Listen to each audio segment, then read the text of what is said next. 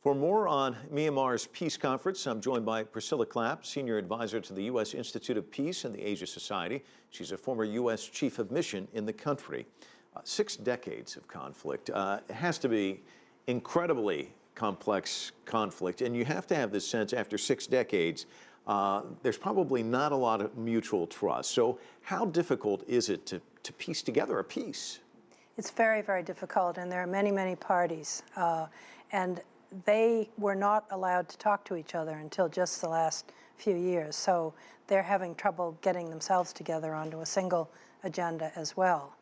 The negotiations for the ceasefire, which took place over the last 2 or 3 years, they participated in that. All of them participated in that. And that was the first time that they managed to come together on a single.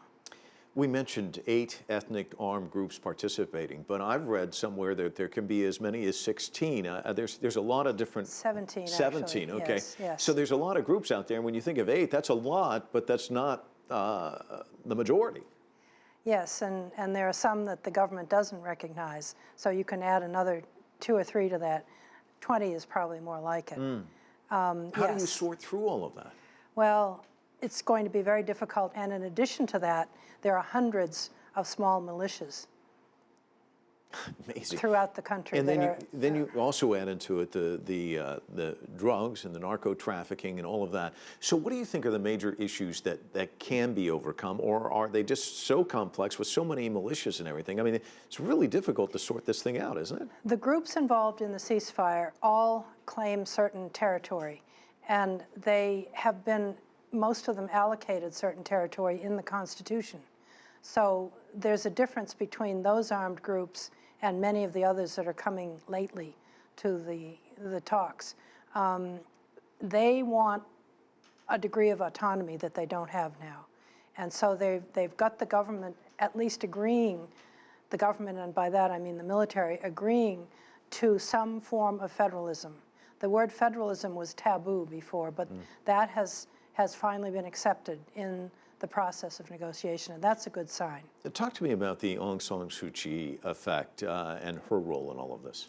Well, she has not participated directly. Her appearance to inaugurate the political dialogue today, it was today in Naypyidaw, was a very good sign. It was very positive.